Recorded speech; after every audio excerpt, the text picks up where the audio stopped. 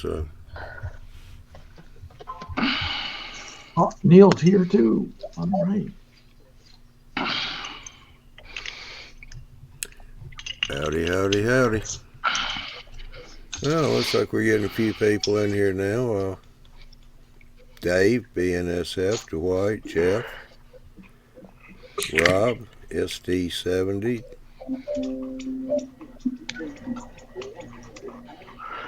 SF Russian NV. Must be New Zealand. Yeah, Ralph, I'm getting a lot of Windows notifications from you. Windows notifications like, Yeah, I'm hearing the ding coming from you. oh, well, Kind of on a can't. regular basis.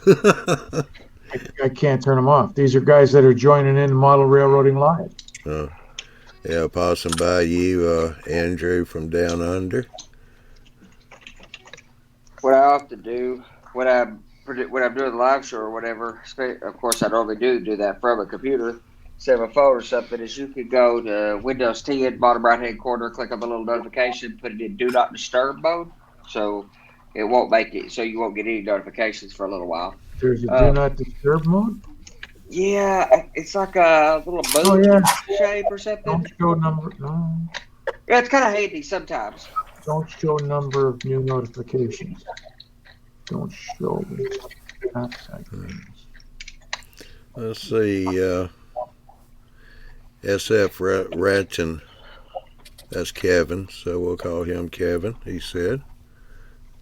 And Dwight, no, this is not the Atlanta show. It was canceled because of the coronavirus. This video I've been playing for a while now. It's a mix of different train shows and all. Okay, and I'm on the wrong damn screen. Dang it, I wished OBS would stay in the same place.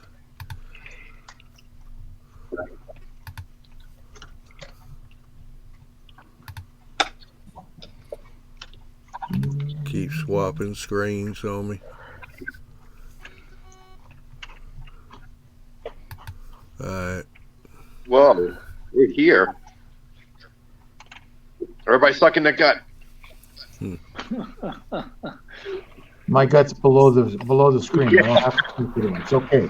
I look ripped on top, it's just on the bottom. Alrighty, well, let's see. On the panel, we got Tim, we got Ralph, Andy, Robert, Joe, Eric, and Mr. Neil. Y'all doing all right? Good afternoon, gentlemen. Good afternoon. Neil, or evening.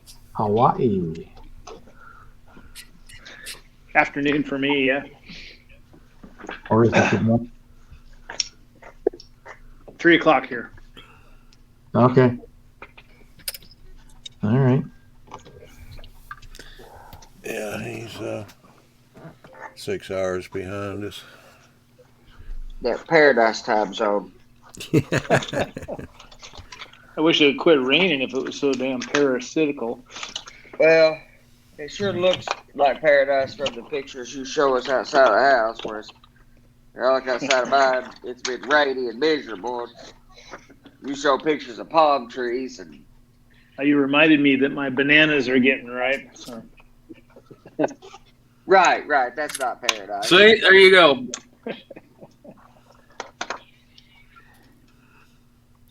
You climb the trees to get them? No, I just cut down the whole thing. There you are. Right. I'm not joking. They just die afterwards anyway. So. Oh, so you got to plant new trees every year, huh? Well, they're kind of like, I don't know what else does this, but they grow a baby next to them as they mature. Oh, okay. Maybe like bamboo or something. I don't know. They're kind of like a fern. Sometimes it comes with two, and I dig it up. Kind of like a fern. As they mature, they spread out. Yeah, kind of, yeah. I mean, it takes years, but yeah, they like grass clippings though.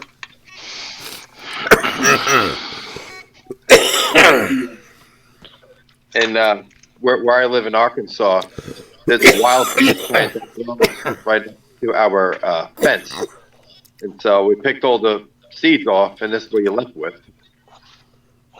So O scale tree for sure. pretty much, yeah. Probably cut it down to size for HO, but spray paint them and seal That's them up. about right. How tall is that in human? This is about a foot. Okay, that's not a spectacularly large tree in HO scale. A But there you foot, go. This a is foot is 87 feet. It's not uncommon to see oak trees be 120 or 30 feet, which is about 15 inches. So Woodland Scenics has us convinced that 3.5 inches is the size of an HO scale tree. 3.5 inches is an HO scale bush. It's a good sized bush, but it's a bush. If you want HO scale trees, even selectively compressed, 9 or 10 inches to be believable. It's not just woodland. It's not just Woodland Scenics that got us convinced that way, because Walther's trees are the same way. You know, there's a lot of manufactured trees at the same height.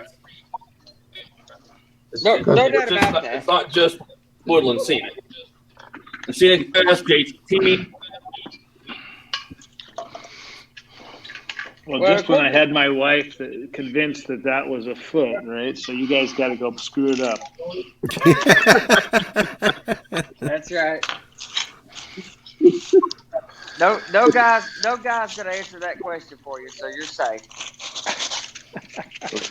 And you know, if you try to force perspective or create distance in a corner of the room or a corner of a module or a panorama or part of a layout where it's a scenery or forest, you know, it's not bad to have those higher, the taller trees or those taller limbs and place whatever you can on top of it to represent our more full forest.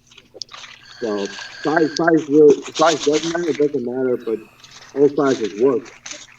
You know, unless you really want to be really to scale in the forefront of the scenery, then yes, by all means, you know, definitely go for the scale of the tree. So that's supposed to be a dead tree. It is a dead tree. That was about 10 inches tall. These here are about 9 or 10 inches. On my lower deck, I go 13, 14 inches, but this is on the top deck above eye level. So I go slightly smaller because you're looking at an angle. It doesn't matter what is to scale. It matters about what perception. You know, Walt Disney had it right. What you see and how you interpret it is all that matters. But then as I step back, so I'll start out here at like a 9 or 10 inch tree, let's say 10, 11 inch tree. Then I'll step back just behind the edge of the roadbed and I'll have, say, 8 or 9 inch tree because of distance. And then I'll get into these that are along the, you know, the forest edge or something here. These are about 7, 8 inches, all the way up to the ones that I'm filling in at the top up here. And they are 2 or 3 inches. All the way down to even using basically Scenic Express Super Tree material to basically make the equivalent of puffballs. Kind of like puffballs. I'll use those in places, especially to fill in along the backdrop, and then I'll see the trees. So 2 or 3 inches all the way down. But I even use leaf flake, different size leaf flake. So, you know, foreground trees like these. Like that tree will have the Selkirk leaf medium leaf flake. It's fairly large. And then, you know, even these along the front edge will have that. And then all of these are all using like knock and MB, some of those that are kind of regular size. And then toward the back, I'll use some of the others, like Scenic Express Super Leaf, which I think is too small, all the way back to the main back here. Some of these are actually even ground foam. Now, I'm not a fan of ground foam, but if it's at a distance, what you want is to decrease detail over distance. Not just size, but detail. I was trying to figure out how to show you a picture of a palm tree I made, but I don't know what I did with it right now. Did you do it with paper leaf material? I've seen the palm fronds I used cut out with feathers, yeah. Cricket, that would yeah, work but too. I used I've seen it. feathers. That works fine, yeah. Yeah, that would work. I've seen it done with a cricket. That's a super slick trick, I think. Yeah, even polyfiber works too. I use for a lot of stuff to fill in the gaps. When I run against polyfiber for certain things, I think polyfiber makes a good backing to make stuff like, let's see, this is polyfiber backed, but I'm basically making, what is that stuff called? Takes over the world. Oh, Vine? kudzu. Kudzu. Brush. That's right. So, I mean, I'm modeling yeah. Appalachia, so, kudzu is a part of that world. So, and the easiest way I know to make kudzu, but you've got to do some things to get kudzu to look right. Like, you've got to have some, some pieces that stick up, and stuff. So I take the polyfill and then run thread up through it to make little loops of thread here and there. And then I spray it and then stick the leaf flake on it. And then I run thread through it. And then I leaf flake the threads. Yeah, on my YouTube channel, I have a tour of Andy's layout, and right, Andy. The first thing I saw you lay out, the first thing I commented was on your trees. Super detailed. Well, and I took a bunch of. Love them. You really get close enough to see what they look like. They're awesome. Well, there's a few things. It's all about our priority. What matters. I got somebody doing some scraping right now. If you could turn your mic off. Sorry, boys, all done. Oh, like, okay. If you're modeling New York, New York 70s or something, concrete, roads, brick, those are the critical things to get right. You can make other trade-offs, but if you can't figure a good technique for concrete and a decent material to make good brick, New York is going to be tough to pull off. There's different things that are, that have different priorities.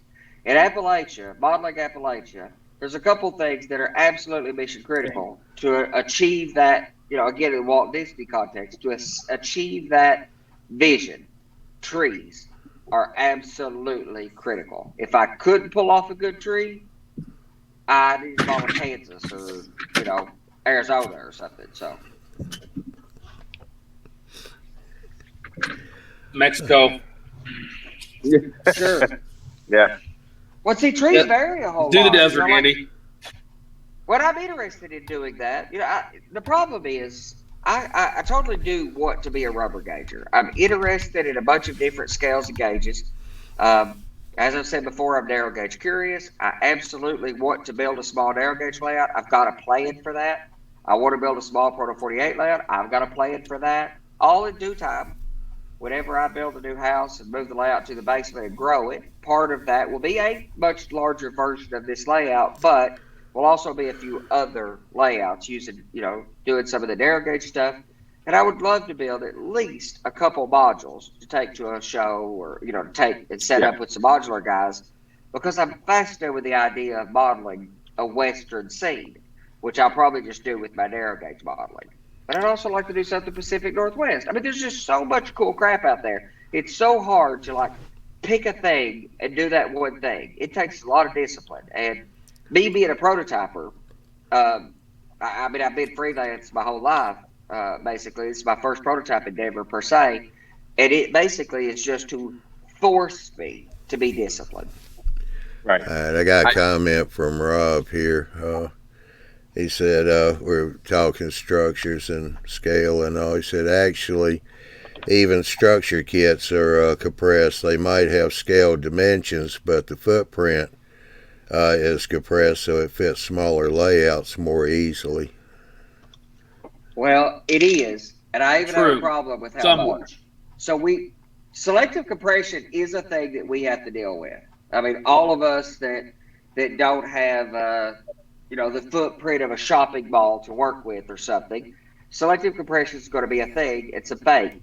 My problem is, as a hobby, we have tended to massively over indulge in selective compression, to where we build structures that could not produce enough product to fill a box car, and then we're going to try to pull 6 box cars in there and load it up, and it's now one of the key things that has changed the game, in my opinion, is the migration to shelf style layouts and photo backdrops or good backdrops. Yeah.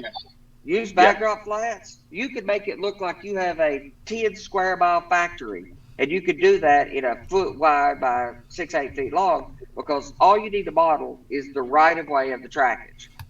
Then you can fake all the rest of the structure and make it look like you have a doggone huge industry. Absolutely. Even just building flats and all that, even just paint the backdrop, you could do that too. Yeah, man. You know, and you have to worry about losing any space. I mean, we know folks who have layouts of probably 5 inches off the wall, and that's a main line in an industry, and they use the building flat or a backdrop for their industry. Or sometimes the industry is in front, and you're pretending that you're standing on the dock or the loading platform, and you're working that industry. Yep, so skip the building altogether, put a stock there. And it solves so many problems. One, you can model more interesting, larger structures. Like, I'm not that interested in a small town with 7 sidings and 7 different small industries that each take a boxcar at a time. That's not that interesting operationally either. But a paper plant that takes 8 different types of cars and requires you to stand there and work it for an hour to get everything in the right places at the right dock doors and all that, that's operationally more interesting, requires less space, and a key problem most people have, it's a less expensive way to model. Right, exactly. And you don't have, I mean, unless you're a structure builder and you enjoy building structures. I mean, I know a lot of folks, even the Rogue Valley Model Railroad Club in Oregon, in Medford, they have, I think, like half a building and in front, in the foreground. So you get to actually see all the detail inside the building, and the track is behind it. So you can do something like that too. If you're a structure builder, you like doing detail work, or you could just do the simple styrene or cardboard or something, or wood, whatever you want to build it out of, cardstock too, or foam in the back, and it's just a flat or something an inch off the wall.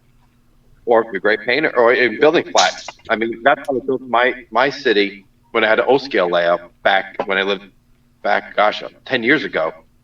And I had about a few buildings in the front, and had the main lines, and then behind it, I had a backdrop, and then a bunch of building flat to represent distance. The scene looked a lot bigger than it really was. It was only a foot off the wall. It's all about what your priorities are. Yes, if ultimately your goal is to be a structure modeler, and the scenes are the trades rather are a moving scenic element. You're ultimately a rail fan. You're as far as running trades, or you're ultimately a builder. And when you run trades, it's a rail fanning experience to be moving scenery associated with your structure building. Much the way a lot of people do with like faller car systems, etc., to provide that animated moving scenery. If you're into the railroad stuff very specifically, you're into operations, you're into some particular history of the railroad like I am, the way most of us are actually interested in the railroad first and the other things separate. But still, on any reasonable layout, there's still going to be quite a few structures that actually do need to be built. It's just that you can compromise. I say compromise, but that you can fake many of the structures by just doing them with flats. Look at Miles's layout. It looks like you are in a large city, as you are, and they're flats all around the walls. It feels like you're standing downtown on a city street looking up at all the buildings all around you. It's tremendous how large the layout feels and how overpowering it feels. And it's not Colorado mountain scenery, Florida ceiling. It's just building flats. It's just amazing. Yeah, Carolina Foothills, he just jumped in, and so did Gaffa from down in Australia. So the Australians are starting to come in now. Sparky just I was popped gonna- in. I don't know if you can see No. this. As always, we're happy to see Australians. That means we live to fight another day. At least we make it till it's a Friday. So this is based on an actual layout of the structures and the track plan for the town that I was going on my second deck. And the cannery was huge. It was really long, right? But it had, I think, 6 spots in the second track where you could run through the cars to the other side, the other track. Yeah. So I'm going to try to make it like 2 inches thick in one end, and it'll be about 6 inches on the other, and it'll be diagonal a little bit across the back wall, so I can get all of those spots in there. But that's kind of like what you're talking about, the paper mill, right? Because they receive all kinds of stuff, and they will be shipping out basically one product. But it should be interesting. We'll see. Yeah, one industry, a major industry. You can have multiple. What I'm a big fan of any industry, especially on a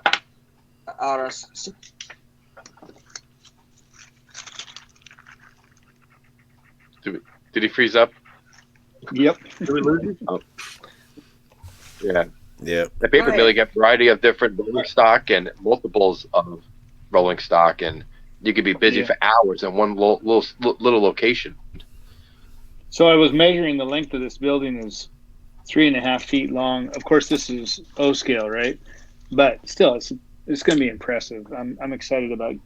I actually been researching it. There's only 2 pictures I've found so far online. So it should be fun. Paper mill is always a fun, interesting industry to model. Well, this because of the this one variety. is actually a cannery. Oh, cannery, yeah, that too. Like even a simple bakery, you have a cylinder hopper, Yeah, wheat, and you got a tank car for corn syrup and a exactly. Yeah. box car for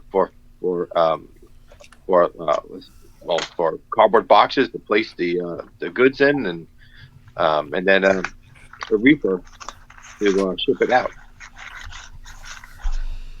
I'm a fan of any industry that gives you the benefit of a bunch of different car types and a bunch of operational interest. I think interchanges are absolutely fascinating. My layout is largely centered around a helper district that had an interchange about halfway up the grade, because that interchanges require no structures whatsoever, and they take any type of car, and they can have any, they can be busy or not busy if you want. They can have any type of frequency. Your feet, then you can have one of those. Tim, Wayne, Tim, you need to mute your mic. Andy, No, Human, sorry, I thought I was. Human City, just come up. FYI, I just tried to go to the website and he couldn't access it. If you might have any ideas.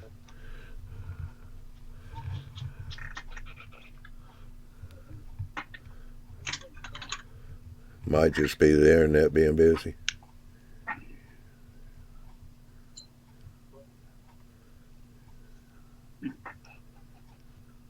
Well, let's go check.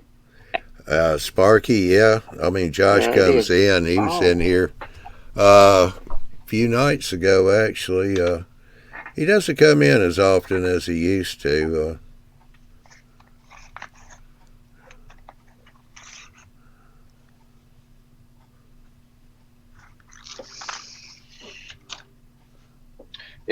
Andy was talking about interchange. Interchange is always fun because you could operate 2 different railroads, either 2 class 1s, 2 short lines, or a class 1 and a short line, or you can have something both fictional and create your own railroad, which I did. And that way I can have a variety of different kind of locomotives. And I'm a huge Alco and old GE fan, old EMD fan too. So I have a lot of patched older engines that I weathered, obviously, and converted. And a lot of them are Alcos and GE, so you can use those for switching and have the class 1s if you pick your favorite class 1 railroad, either modern day or whatever era you model, you can use both, so you can have your favorites on one layout. I always favored interchanges. Johnny, take a look at Sparky's post. We should get Eric to answer this. Which What? one? Johnny or Andy, do you guys hear much from Josh? Yeah, I've already answered that. What about Josh?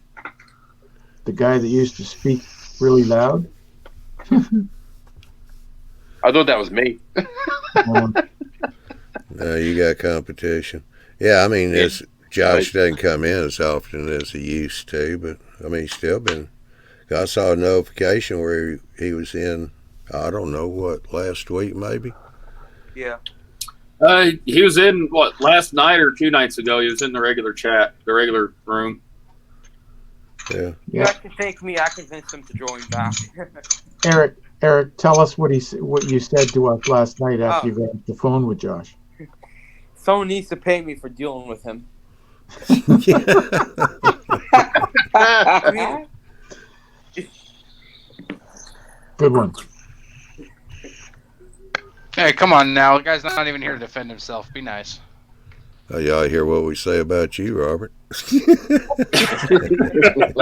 Oh, I already know, Johnny. I know you. I've known you guys long enough. I know.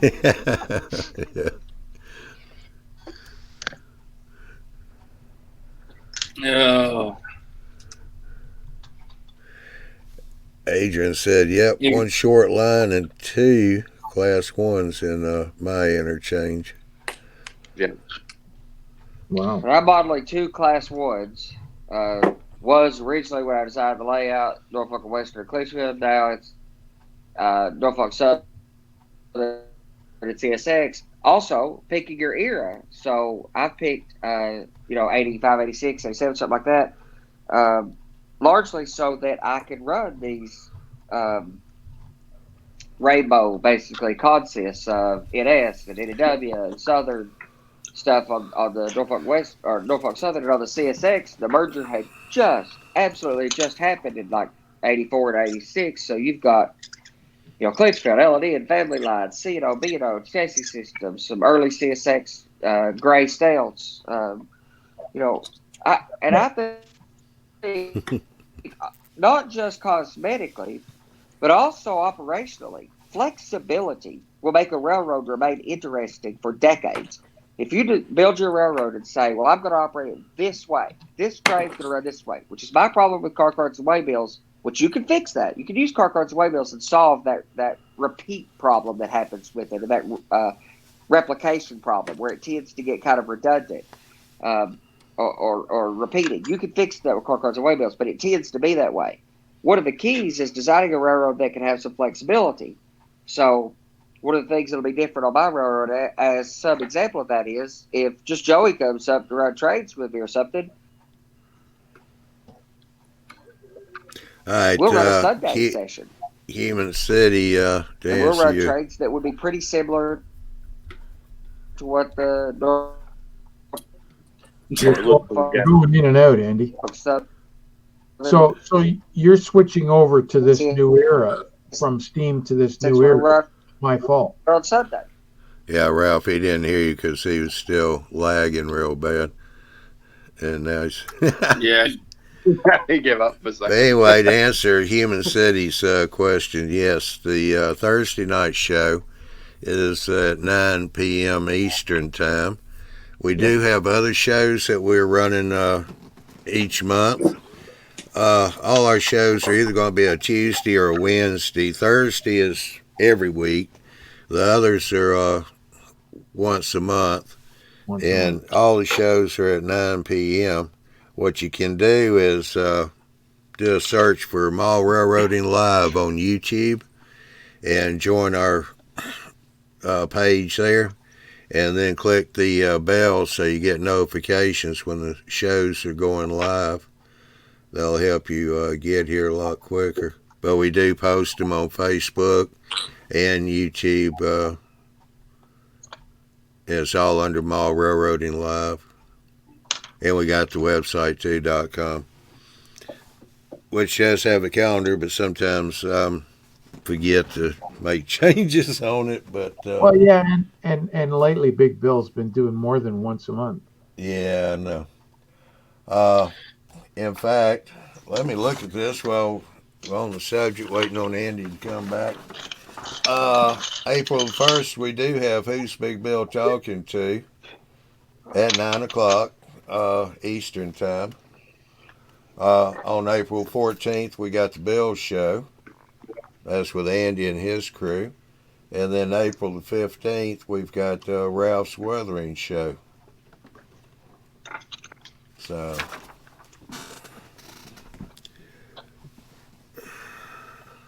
I heard we're going to have a crazy hat Thursday night. huh? No. We're going to have a crazy hat night. No. No. So we can't just none of those. All right. Bring your own potluck.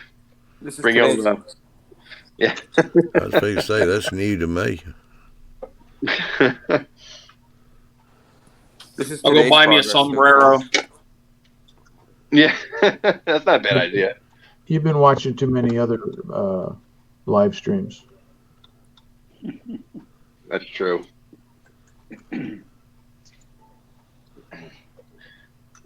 Talking about interchange, right? Interchange, yeah, interchanges, and being a ticket agent for the Arkansas Missouri Railroad, being at the depot all the time, watching the freight trains go back and forth, really got a great understanding how their freight operations work, and that's one of the main railroads to really, if you really want to have a foundation to start out working on interchanges, how interchanges work or switching railroad works, because they have all the power that interchanges with the Kansas City Southern, Union Pacific, and the BNSF.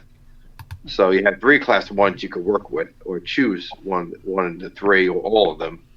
And what you do is they interchange the south end of their rail line, and they switch all the industries all the way up to Monette, from Fort Smith, Arkansas, up to Monette, Missouri, and they interchange the BNSF up there. So it's really a fascinating railroad to study, and how they really do operations, and plus they have all the vintage power that they use. Even I think Strasburg Railroad is another one that's really interesting for operations as well. Even what's the other one? Was it Western New York and Pennsylvania? That's another nice railroad. Plus, they have upgraded locomotives from XCSX 1860s, and actually, the Arkansas Missouri Railroad in our shops, where Progress Rail is upgrading them in Springdale, Arkansas, and shipping them out to New York. So you get to see all the upgraded AC60s that were CSX engines. And so you can do something like that along with, what's his name, from the Utah Belt. Speaking of modern equipment for short line railroad. speaking of those Western New York and Pennsylvania AC 6000s, one just came into my area today, about 20 minutes from me. Well, to tie this back to selective compression, I think you are just about always better off to model a secondary or a short line, or at least a secondary. It is very, very difficult to model a Class 1 first-class mainline service in Model 4, because you need so much equipment and so large of stagings, and the typical run speeds across the layout would be so fast that at any reasonable layout size, it's just too quick of an operation. Whereas modeling a secondary or a branch line that typically maintains, like on this branch line, they run 25, 30 mile an hour. So it slows down the operation. There's less trade frequency. I don't need as much staging or as much equipment to operate it in a, not prototypical or exactly realistic way, but believable. Yeah, when I used to rail fan back when I was a lot younger, in the 90s, we used to rail fan North Bergen, New Jersey. And I used to watch the New York Susquehanna and Western operate from North Bergen Yard all the way to Little Ferry and back. Even just that small section, there's a lot of interesting operations. And if you like older power or the 90s, the New York Susquehanna Western at the time was just getting the SD60s, the SD70s, and they were still using GP20s and GP18s. And they even had tons of older high hoods of the Norfolk Southern and CP Rail. They had tons of CP Rail, the older GEs and EMDs. Well, that's another advantage is they're often older equipment. They're often weathered more extensively. They're often in more financial strain. So it often creates something more interesting, especially if you're a freelancer. So if you want to freelance, modeling it could have been branch line or secondary bridge line that ties two of your favorite railroads together is much more achievable. Trevor Marshall, who does some shows on Trainmaster TV, has a webpage that's really awesome. I think it's called the Model Railway Show or something, and he models the Canadian National around 1950. But on his website, which he had one of the best podcasts going until Trainmasters came out in like 2013 or 14, but he had a great podcast, but the Model Railroad Show. But on his website, he has a subpage for achievable model railroad design. And I love that word, that so many of us go after railroads that are just unachievable or just way too, or maybe it's accomplishable. He uses accomplishable. It's achievable, yeah. Okay, I thought it was achievable. It's achievable railroad design. So going after something that's more targeted. I mean, my favorite style of layouts are these mid-sized layouts. 15 by 15, 15 by 20, 15 by 30 layouts that are like Bob Fallowfield's. It's a not super small layout. It's not just a shelf layout or a 4x sheet of plywood or something. It's a decent sized layout, but still, but moderate in size. But it models one town, one small Canadian town, and he did it right. It's believable, it's achievable, it's doable, and it's not as expensive. Again, just to apply cost back to it, you get something that may be more interesting to operate, more interesting to model, be more realistic and believable, and still be less expensive because it's targeted. It's Bob something. He's on Model Railroading. Model Railroad Hobbyist. Oh gosh, I forget his name. Bob Fallowfield. Yes. Yeah, Great. That's one of my favorite layouts. All right, Yeah, Andy, Sparky's got a question for you. I'm just going to deny it, Sparky, but you can try. He wants to know if you ever made a willow tree. I have tried. I have not populated it. I've still got it back there. I'm going to do it. My favorite technique so far for doing that is the kind of mix of. I still think, to each their own. I'm not that artistic, so for deciduous trees, I still like sagebrush as a base, as a truck. It's not always great from an armature perspective. And for a willow, that's not right. But if you used a sagebrush as a truck, or you could use wire and be more artistic and use some other medium to make your truck a bark structure like sawdust, which works really good for conifers, by the way. And then use wire so that you can make this arc over. Tack a little paint it up real good, maybe even a little silicone. Hit it with some static grass, paint all that brown, and stick some leaves on it. I think you could get there. I've got the branch and the wires hanging. I just have never went back and flaked it yet, or flocked it yet. Yeah, right. That wasn't Ralph's fault. Carolina Foothills Railroad D-Knight says that's the direction he was going to start off an idea to model NS modern times, and he came back to reality, and he's now going to model a small short line that interchanges with Norfolk Southern. A good idea is to look at Emory Gap in Tennessee, because there is an interchange with a short line railroad, the Norfolk Southern, right there before the Rat Hole District. Yeah, the Tennessee Central. It used to be the Tennessee Central tied in at E.G. Tower. That's a great little railroad that just went after Crab Orchard. It originally, many, many, many years ago, went to Nashville, but the Louisville and Nashville Railroad bought the northern section and dynamited it on the side of the mountain to eliminate any competition with their namesake town of Nashville. But so depending on what era you want to model it, but if you're modeling it modern, which is now Norfolk Southern, but you could say the Tennessee Central was still an independent and available railroad and model it. Right. And what's cool about that section, you could Google map the whole area and look at the whole line in detail. It's right there for you. The whole interchange yard is right there. Well, there's a lot of stuff going on there too. So not only do you have the Tennessee Central coming off the steep mountain grades with wood trestles and some interesting tunnels going up the Crab Orchard that I've also rail fed, but you also at E.G. Tower have one side of the Y. So it's the first district of the Rat Hole. Just 6-8 miles north is the division point between the first and second districts of the CNO and TP. The second district being the infamous or famous Rat Hole district, which has some interesting tunnels, so you can model maybe a little bit of that going off into staging. But also the Knoxville sub ties in right there with a Y across town. And if you go back to like the 1940s, there was a loop railroad that ran all the way around the town of Harriman. So you can model, you've got multiple railroads there. You got a little branch that runs off to Kingston Power Plant. There's, the Google satellite imagery of Harriman, Tennessee. And that's not a unique place. There's places all over the country that are very similar to that, where you have a secondary, a branch side, an interchange, a division or a break between a secondary line of a particular class one. And you can fit a whole lot of that stuff in you can fit a whole lot of that stuff in a 2 foot by 8 or 2 foot by 12 or 2 foot by 16, just a shelf layout down one wall with some staging stuck on it, a little Toma style thing. And totally have something fascinating and interesting and believable.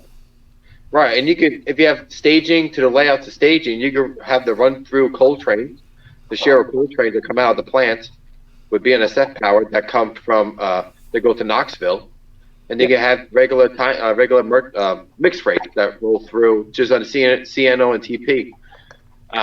Another cool thing that a lot of people forget about or don't know is the ATN down in Birmingham, Alabama, the Alabama-Tennessee Railroad. They have old Southern Pacific tunnel motors, the old Jeep White Cab Canadian National units, ex Burlington Northern SC40-2s. I mean, you could go crazy with that railroad, and they interchange right through Birmingham with those secondary lines. And those secondary lines are often a very eclectic collection of whatever they could buy cheap. Alcos and older second-gen diesels and whatever they could run. And it may be a complete hodgepodge of different locomotives for different manufacturers or from different prototype roads that they've just done a patch out on. And then they don't maintain it as well often because they don't often have as much money. So you get to, watch a little bit of Ralph's show and weather the crap out of these things, man, because a lot of them are just dirty, as they should be.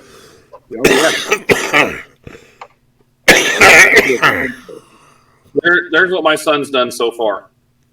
Oh, it's awesome. Wow. Is that a Dairy Queen? Yeah. Okay. That's awesome. He's getting there.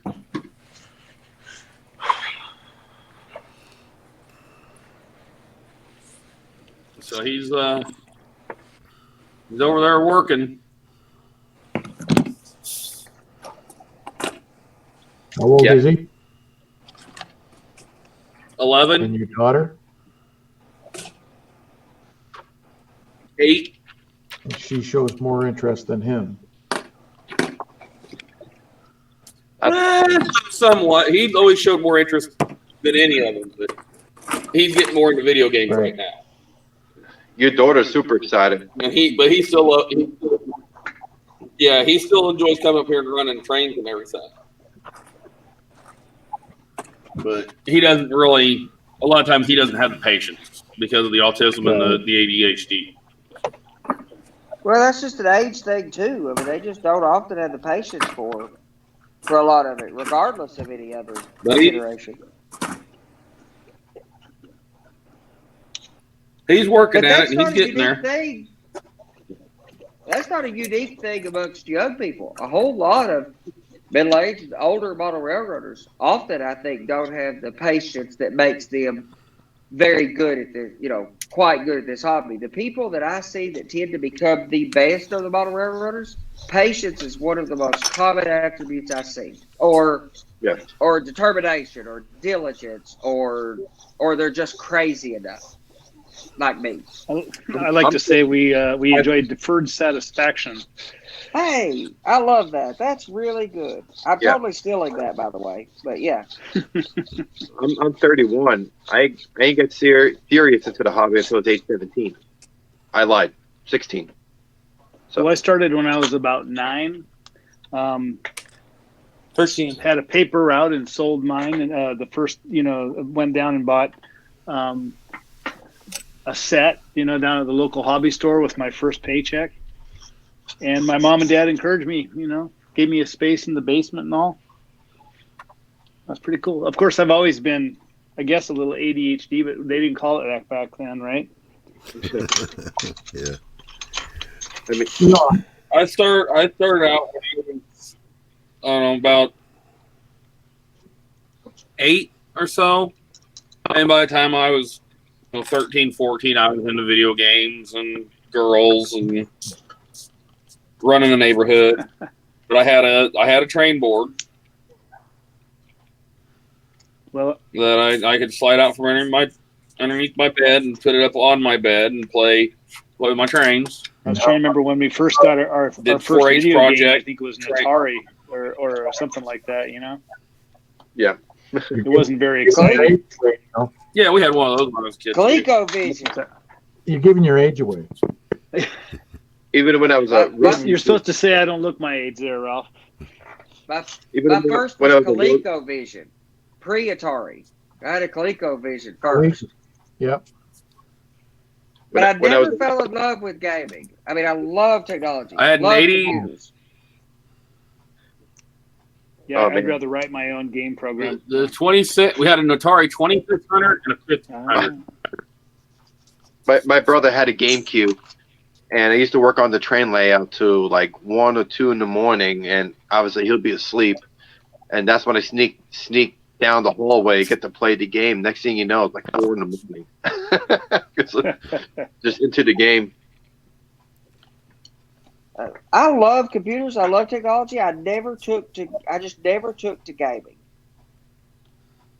It's never been my fascination. I've even tried to get into some of the trade simulators or something, but I do like the operation, and there is some enjoyment there, of course, in that simulator. But I still just don't get the thing I get from auto railroading that I don't find, even with all the computer stuff that I build and get to do, that I find really interesting and rewarding, is that there's a sense of gratification. Andy, you got to download Time Saver. Yeah, I think I have that iPhone app for that. Yeah, it every night before I went to bed, man, I was playing that, and oh my God, it just is so addictive. I never thought I'd be addicted to a game, That's Well, it's like better a than solitaire. train simulator, where you get to build layouts, and that's how I enjoyed designing and building dioramas and layouts, because you could do it in almost 3D, just about, and you get to run the trains on it to really study how your layout may not work. So What's that there called? is Microsoft Train Simulator or Trains. Trains. But it's- So there's an open equivalent of that, an open source equivalent of that. You can design your track plan in Extract CAD, for example, and maybe in others, but for sure in Extract CAD. You can export that and import it into the open train simulator and use a model railroad theme for it, and it will skin the layout as if it was, 4 feet off the ground with shelves and aisles and all that stuff. And then you can stand there and operate it just like it was a prototype. And it supports VR. So you could buy an Oculus Quest, or I'm sorry, an Oculus Rift, which I have one of those at the office. And, but again, I personally don't get this. If it was just about operations, maybe. But there's a sense of gratification that you get from having made something with your hands that just doesn't exist otherwise. It's like It's almost like gardening. You grow Yeah. a baby, and you have that final result. You create a life in that way. It's a whole reward, and that's I what I'm sure learning. like practicing making babies, but I kind of miss that. Yeah. There's a lot of guys out there that are really into this virtual railroading, right? And they build their own worlds. And I'm a hands-on guy. I've always liked it. You saw how I designed my track plan, right? It's just on a piece of flimsy. I've been drawing my whole life. I kind of have an idea of what I want to do before I put it on paper. And I think Sure. you just have to do it a lot before you get that sense of comfort. Because when you go to put it out here in real life, it's not going to be just like what you put on paper, no matter how careful you are. You could even print it out in full size and try to lay it down. You're going to find that it's not exactly what you hope. I do all the time. Yeah, all the time, right? All the time. Doesn't matter. Even when I was at work, and what do you call it? When I was a road musician, we play a gig, and I'll go back to the hotel and weather freight cars or design layouts just to relax and decompress from being on stage. Yeah, it gets you worked up. You can't go to sleep. You feel like you're still on stage. Absolutely. And then I had my bass player next to me who was constantly yakking till 4 a.m. with me, just talking. I'm like, dude, I want to go to bed. So I stay up and hang out with him and draw until I can fall asleep. I thought it was always the drummers that ended up going off with the girls and the bass players talking everybody's ears off while they drink themselves to death. Well, And guitar players. Yeah. Well, they're I'm too Italian, so I told you already. egotistic, right? So That's there's right. nobody good enough for a guitar player. Bass players think they're egotistic until they realize they're a bass player. Good one. You're off. I could play that if I wanted to, but I bass makes me more money. Yeah, sure. I tried that stuff. It's easy for me to bang on the neck or the back of the guitar. Sounds better. Yeah, Eric's got something for Ralph. Take a guess. You want me to pull out my telly or my Strat? Yeah, I'm a Strat guy, but I got a couple of amps in here behind my couch too, there, Ralph. Hey, Ralph, give a guess who just called me. Josh. Yeah. Just got off work. Wait, he isn't even off work yet. I'll be working on a model and I'll stop. There's a song on my Alexa and I'll stop banging on a table and then the details fall off the locomotive and I get all mad. It's like, tap on your leg, dude. Is that a career, whatever they call that, a penalty of that? That's the curse of the drummer. Yeah, it's a Yes. They call it the curse of the drummer. You're constantly, whenever there's a song on that's got a bass on it, you're constantly along with the bass. My brother-in-law is the same way. And he's a big guy. And we'll be in a vehicle sometime, the bass will be going in the truck and everything, and he'll be sitting there bouncing his foot to the bass, and the whole vehicle will be just shaking all over the place. Or you're hitting he's the hitting gas that bass or the drum brake with his pedal foot. with that foot, right? yeah. My He doesn't family, have much my trouble parents with used that, to. but Oh my gosh, yelling All right. all the time. Did Eric get his question answered, Ralph? Yeah. Okay. No, I I also got have a a phone set of call. I had sticks to in take. my truck. I used to air drum on like a 3-hour car ride, and people think we're going over bumps or driving into holes or something. It's just my foot tapping. No, I actually So- have sticks in my truck, and I'm pounding on my steering wheel or on the dash because you can get all these different sounds, you know. People must So think what I'm you're- freaking nuts. So what you're saying is it's expensive to be a drummer because of the lost fuel efficiency while driving. Or if you're tapping really hard while you're driving, the car goes a little faster. I guess it depends on your car. Depends on the jokes too. Yeah. If you got a clutch, you know your hi-hat is going to kind of screw up your momentum too. Tell you what, there weren't many musicians there who'd play in front of 2,000 people and have a Conrail hat on their snare drum during sound check. Good one. Well, Hey, I'll tell you Lionel's what. saying- I always had an NS or Conrail show every time I did sound check. It was fun. most of the time. Well, I tell you what, we're getting close to the bewitching hours, so Yep. anybody got any closing statements they want to make on railroading? Don't be a drummer. Oh, railroading. Sorry. Now's the time to get. Now would be the time while you're all stuck at home to get your models done. Yeah. Either you could be a drummer or a model railroader. Pick your poison. Well, I got several new toys, but I'll show you one of them today. My Scale Trade's SD40-2 come in. Nice. Lodos. Just Is it under today. repair? I don't know. I got little signs and stickers everywhere. Well, that's my programming track. So should it not have a sign? Should have some kind of sign. So, Actually, but programming track ties to the tail end of the Y, which the monitor is supposed to be up here. But Closing remarks. anywho, I've been posting some pictures of my progress on Model Railroad Hobbyist. I called it the Pine Spur Chronicles because the pineapple fields, the pine spur was up in the fields of Oahu. So if you want to check it out, and give me your thoughts, yeah. All right. the Pine Spur, say that one more time. Pine Spur. The Pine Spur Chronicles. I'm all over that. Or come into our nightly chat and see if Neil's there, and then you can tell him to his face.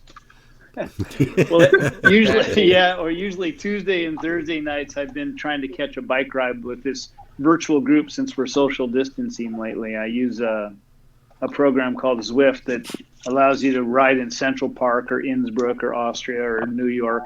It's pretty wild. But it's a good workout, and it's usually the same time you guys are meeting. Yeah, good workout, less virus. Definitely. Yeah. right. Although I got to go to work every day, Well, so you guys all wish me luck. The only bad thing about all this right now is here locally, all the hobby shops are shut down. They are, unfortunately. I If wish I can had find a hobby somebody- Well, shop. if you trap inside, if you don't have your stuff, If you can find somebody You're that's probably not still making working in their store, and even though the store is closed, that maybe they'll take an order and pass it to you through the door. Curbside service. Well, a lot of places have went to appointment only, so you can maybe get appointments with it. But that's one of the benefits of. If I've always thought it a consequence that I don't have a local hobby shop at all. But one of the benefits to being an internet age modeler, there is no, there's nothing that slows me down per se, other than the fact that shipping is incredibly, spectacularly unreliable right now. I don't know. Walters is still shipping stuff out. I just got that stuff today. My package And according to Eric talked to him yesterday or this morning and said they're still shipping. They're getting ready to ship out the build competition kits for the youth. It's just inconsistent. Some people are getting stuff right away. Like, I didn't know that Scale Trade's locomotive would be coming that quickly. But I wasn't expecting it, actually, because I'd ordered it quite a while ago. I was expecting it to be this other one that I'd ordered off eBay a few days out. However, shipping on it says that it left its point of destination, and it's been sitting for 3 days in, I don't know, somewhere, Manitoba or whatever, I don't know, somewhere. It's been sitting somewhere for 3 days at that same place that's somewhere in the middle. And then the Scale Trade's locomotive showed up much quicker than I suspected, but the other one will probably take me 2 weeks to get randomly. My package was supposed to come And Saturday, that- and it got delayed until Monday. Nothing big, but I mean.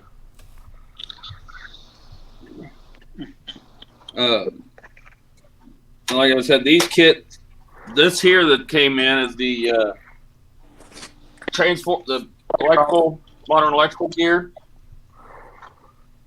And I got the modern grade crossing and the rubber grade crossing that I ordered Saturday, I think it was.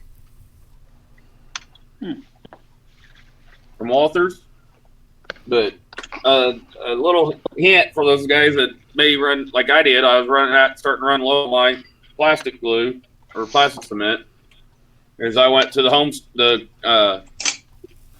Home Depot because the hardware stores are still allowed to be open, and I got this, and it works fairly decently as a glue. Oh, I'm in love with MEK, with the exception of this new stuff Miles turned us on to. That is basically what 10x7 is. I forget what it's called, but I'll look it up so I can tell you guys next week. But it's All right, Ralph, how we going? Good night. See, Ralph. All right. Well, we done hit This the is 1 hour. MEK. Go ahead. Yeah. This is MEK substitute, Andy, but it's basically almost the same thing as some of your tester glue. Yeah, I just use straight MEK. All right. Of course, well, they didn't have straight MEK, but I looked at the MFBS on this and the tester's liquid cement. Yep. And it's basically the same stuff. All right. So, you guys have a good night. Everybody be really safe and healthy. Mind your P's and Q's. I don't know about that part. All right, Thanks, don't Andy. forget, next week is April 1st, and that's going to be who's Big Bill talking to. So, y'all be safe this weekend. Yeah, you didn't have to do that, Joe. And we'll catch you next weekend. Y'all have a good one. All right.